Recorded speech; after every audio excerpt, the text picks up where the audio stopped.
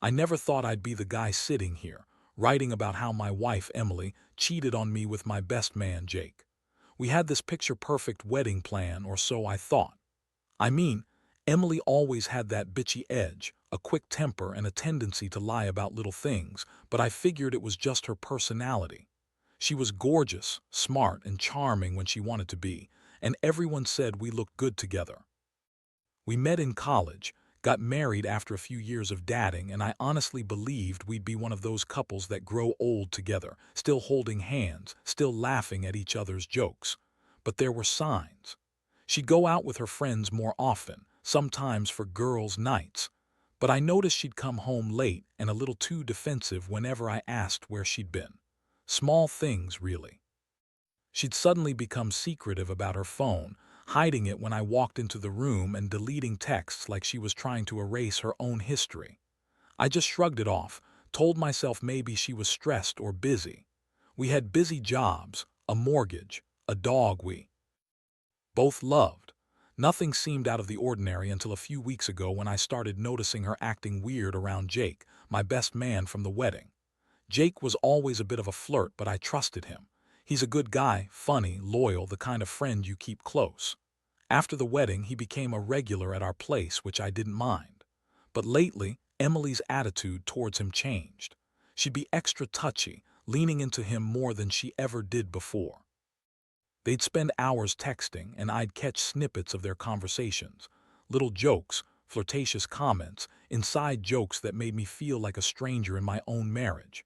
I told myself I was overthinking it, that maybe they were just friends, but deep down I felt something was wrong.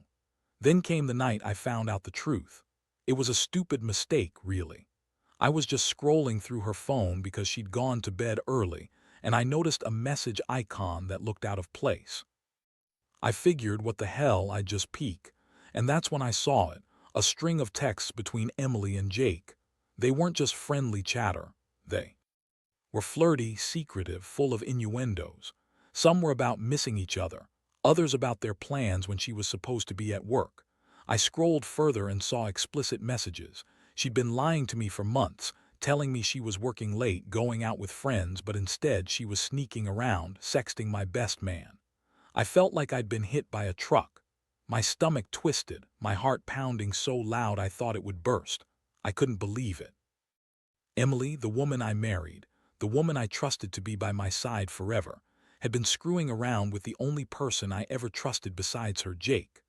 All those nights I stayed up worrying about our future, all those moments when I felt like she was pulling away, turns out, she was just hiding the truth behind a mask of lies. I felt betrayal like I'd never felt before. It was raw, bitter, and somehow a little worse because I'd ignored all the signs, convinced myself I was just paranoid. I sat there stunned, staring at the screen, trying to process what I'd just seen. I couldn't sleep that night. Instead, I kept replaying everything. The late nights, her weird behavior, her secretive phone habits, and every time I thought I'd get a handle on it, something new appeared. I knew I couldn't ignore it anymore. I had to confront her, but I wasn't prepared for how she'd react or what she'd say. That's where the real trouble began. So the morning after I found those texts, I was a mess. I couldn't eat, couldn't sleep, and honestly, I felt like a fool for not seeing it sooner. I kept telling myself I should just ask her outright, but I knew it wouldn't be that simple. Emily's a master at lying, and I was pretty sure she'd deny everything, even if I had proof. Still, I couldn't keep pretending everything was fine. I decided I'd confront her that day, but I needed a plan, something more than just throwing accusations around. That afternoon, she came home from whatever excuse she'd pulled out of her ass. She always had excuses. She looked a little tense, maybe guilty, but her smile was sharp as ever. She greeted me with that bitchy smirk she always used when she was annoyed or hiding something. I kept my cool, but inside I was boiling. I told her I needed to talk. She rolled her eyes, of course, and snapped, "What now? I'm tired of your accusations, just get to the point." I took a deep breath, grabbed her phone from the table, and showed her the messages. Her face immediately twisted into a mask of anger and defiance. "Oh, come on," she spat. "That's just Jake being stupid. You're reading into things, you're paranoid." She looked at me like I was crazy for even questioning her, but I wasn't buying it. I knew what I saw. I told her, "You've been lying to me for months. I saw those texts, Emily. You've been sexting my best man. How long has this been going on?" Her eyes narrowed. "You don't know what you're talking about. Jake's just a friend. Besides, you're overreacting. Maybe you're just jealous or insecure." She crossed her arms and looked away like she didn't care. That was the moment I realized she was in full damage control mode. She prepared her lies, ready to spin her story. I felt a mixture of rage and heartbreak. How could she lie so easily? How could she betray me like this? After everything, I told her I wasn't going to listen to her bullshit anymore. I demanded an explanation, honest, no more lies. She hesitated a second, then started with the typical bullshit. "It's nothing really. We're just friends. It didn't mean anything. I was just bored and Jake's funny. You're so paranoid, honestly. If you just trust me, none of this would be happening." Her words stung. I felt like I'd been punched in the gut. How could she be so callous? How could she sit there and deny everything, even when I had the proof right in front of her face? The worst part, she had the nerve to call me paranoid and insecure, like I was the problem. That's when I realized her lies weren't just about hiding a fling. They were about gaslighting me into doubting my own instincts. She knew I loved her, and she was using that to keep me quiet, to keep me from seeing the truth. But I was done. I told her I needed some space, that I was going to think about everything. She sneered, said I was overreacting, and then stormed off into the bedroom. I felt like I was stuck in some bad dream. I couldn't believe I married someone capable of this level of manipulation. I'd always thought Emily was just a bit fiery, a little bitchy, but I never suspected she'd be this cruel. I kept staring at her phone, wanting to believe she'd somehow be honest, but deep down I knew I'd never get the truth out of her. She was lying so smoothly, so convincingly. I felt betrayed, furious, and incredibly hurt, all at once. I've been a good husband, never once cheating, never raising my voice, always trying to be there for her. And she'd been playing me for a fool. That night I couldn't sleep. I kept thinking about everything, the lies, the sexts, how she'd look at me with that sneering smile when I confronted her. I wondered how long she'd been hiding this, how many times she'd fooled me with her fake tears or her "I love you"s. And I realized no matter what she said, I couldn't trust her anymore. The marriage was over in my mind. The only thing left was figuring out what to do next, how to navigate this mess without losing myself completely. The next morning I woke up, feeling like I'd been hit by a freight train. My mind was a storm of anger, sadness, and confusion. I kept replaying everything she said, every lie she told, and the way her face looked when she was lying. It was like I'd been living in a perfect illusion, and now the cracks were so big I could see right through it. I knew I couldn't stay silent. I had to confront her again, but this time I wanted to be prepared. I started digging through her stuff, her emails, old messages, anything I could find. I wasn't planning to snoop, but once I saw how deep her deception went, I knew I needed to see everything. I found more than I expected, more texts, some that didn't even make sense at first. She'd been texting Jake under a different name sometimes, hiding the real meaning behind code words that I later deciphered. They'd been sexting almost daily, talking about meeting up, about her wanting to have sex with him, about how much she missed him when she was away. I felt sick reading it all, like I'd been punched again. I also discovered that she had been lying about her whereabouts. That week claimed she was working late, but her phone logs showed she'd been with Jake, meeting up in secret. That was the final straw. I couldn't believe I married someone who was capable of this level of betrayal. My mind was racing. I was furious, but I also felt a deep, crushing sadness. How could I have missed all the signs? How could she have lied to my face for so long? I decided to get everything out in the open. I called her into the living room, told her I knew everything, and told her I was done. I wanted her to hear it straight from me. Her face went pale, then flushed with anger and defiance. She started lying again, saying she'd only been talking to Jake as a joke, that it meant nothing, that I was overreacting. "You're just insecure," she spat. "You think every woman wants you. Maybe I just got bored and Jake was there. Big deal." Her voice was sharp, bitter, like she enjoyed twisting the knife. I looked at her, feeling a mixture of disgust and heartbreak. I didn't want to believe she could be so manipulative, so cold. I told her she was full of shit, that I never thought she'd cheat, but her constant denial only made me more certain. I told her I was leaving, that I couldn't stay with someone who lied so easily and betrayed me like this. Her eyes flashed with anger and she snapped, "Go ahead, leave. You'll be back. Nobody else will want you with your jealous paranoia." That was the moment I realized her words were just a defense mechanism, a way to keep me quiet, to keep me from exposing her real self. I didn't care anymore about her threats. I packed a bag and left that day, feeling like my entire world had collapsed. The house felt empty and cold, and I was left with the overwhelming sense that I'd lost the best part of myself along with her. Over the next few days, I couldn't focus on anything else. I was consumed by the betrayal. I'd never felt so humiliated, so betrayed, so utterly crushed. All the hopes I had for a future with her shattered. I kept asking myself how I missed all the signs, how I had been so blind to her lies. I kept thinking about everything we'd shared, all the plans, the promises, and how much I'd trusted her. Now all I had was this gnawing emptiness, a sense that I'd been played for a fool. But amid all the chaos, I knew one thing: I wasn't going to let her get away with it.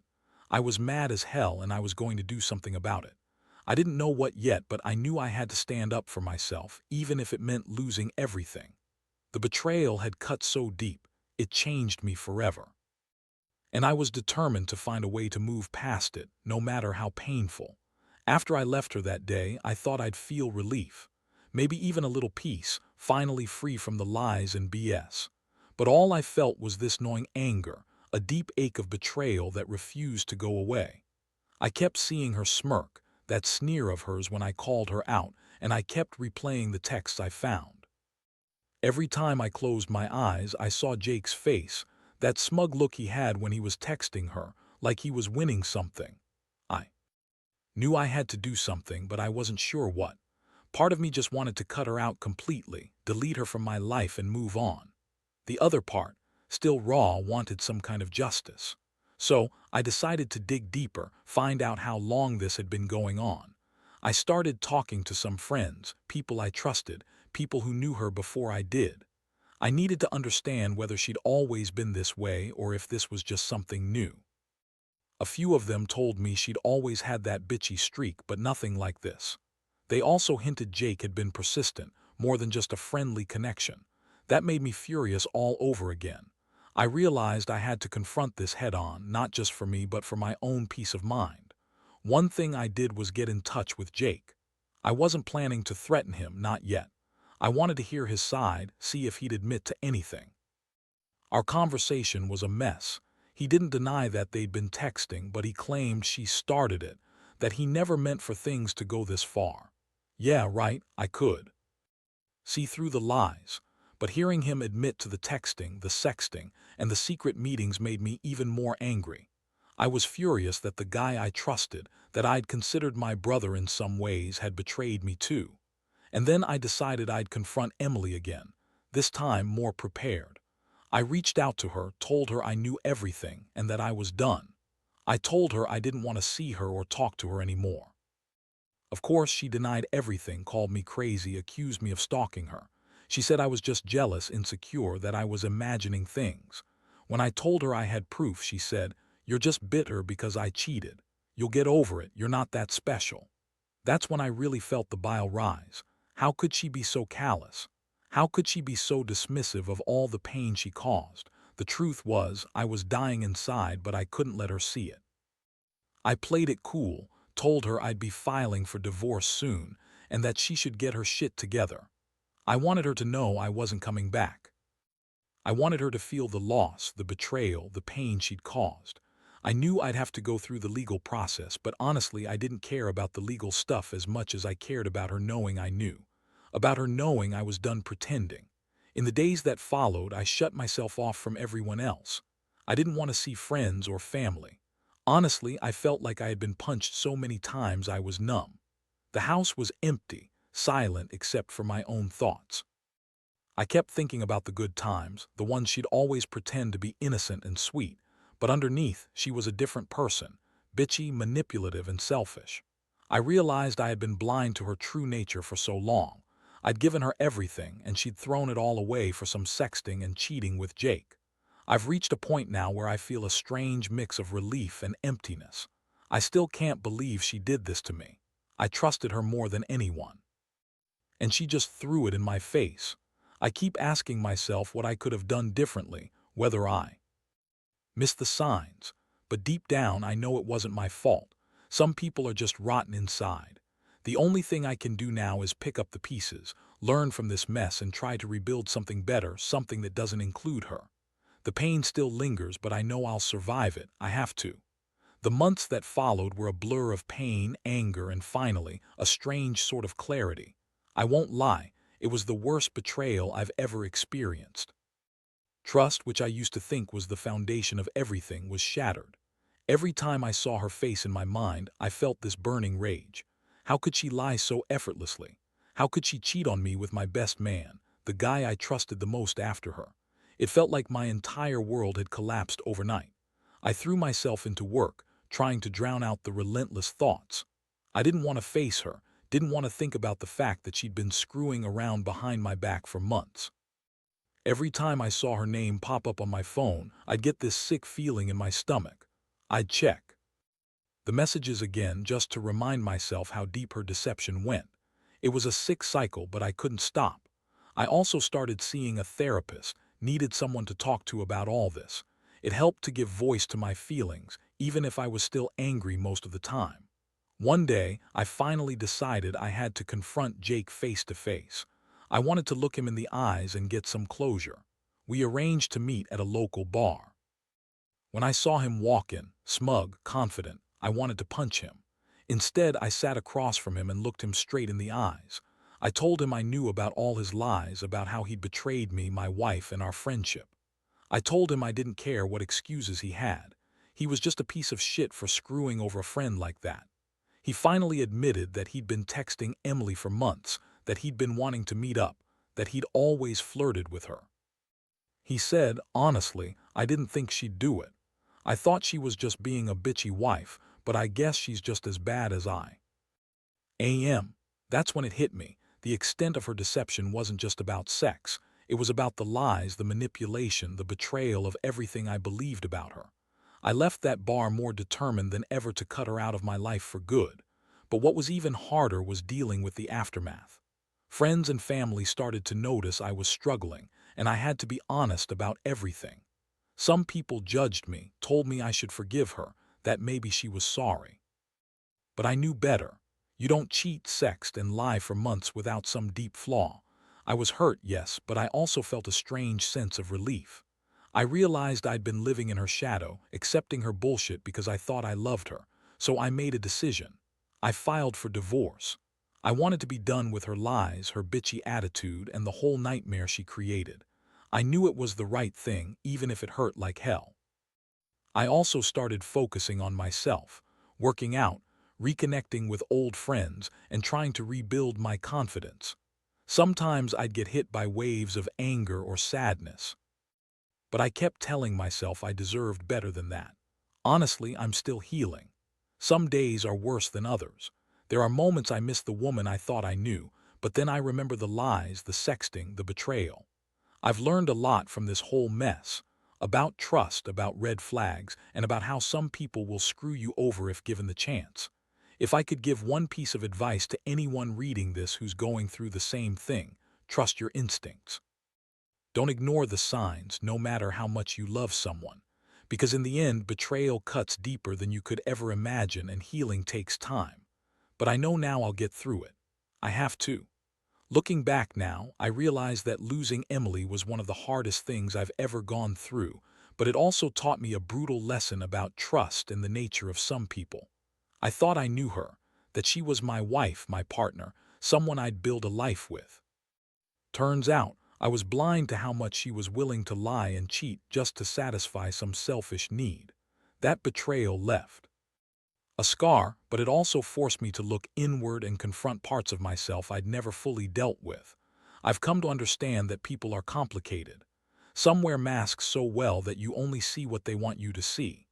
Emily's mask fell apart, revealing someone I didn't recognize, bitchy, manipulative, and utterly unfaithful. It's a harsh thing to accept, but better to face it now than continue living in denial. Her lies and cheating changed me, but they also made me stronger in some ways. I learned to trust my instincts more, to listen to that little voice inside that warns you when something's off. The biggest lesson I want to pass on is this: don't ignore the signs even if you love someone. I was naive, thinking that love alone could fix everything, but it doesn't. Loyalty and honesty are the foundation of any real relationship. If those are missing, everything else crumbles. And when betrayal happens, it's not just about losing a partner, it's about losing a part of yourself. That's what hurts the most, feeling like you're disposable, like your love was never enough. Healing isn't easy. It takes time, and some days are still rough, but I've learned to focus on myself, to rebuild what I lost, and to remember that I'm worth more than someone who cheats and lies. I'm grateful for the support I've had from friends and family, even if I didn't want to see them at first. They reminded me I wasn't alone, that I deserved better, and that life after betrayal can still be full of hope. Now, I'm moving forward, not because I've forgotten what happened, but because I refuse to let it define me. I'll never forget what Emily did, but I won't let it control my future. I've learned to value honesty, loyalty, and self-respect above all else. And if there's one thing I want others in similar situations to know, it's this: trust your gut. The pain might be intense, but you'll come out of it stronger. You'll find happiness again, maybe not with the person you thought you'd spend your life with, but with someone who truly deserves your love and trust. In the end, betrayal is painful, but it's also a wake-up call, one that pushes you to grow, to heal, and to realize your worth. I've got a long road ahead, but I know I'll be okay, because I've learned that even in the darkest moments, there's a chance to find the light again, and that's what I hold on to now.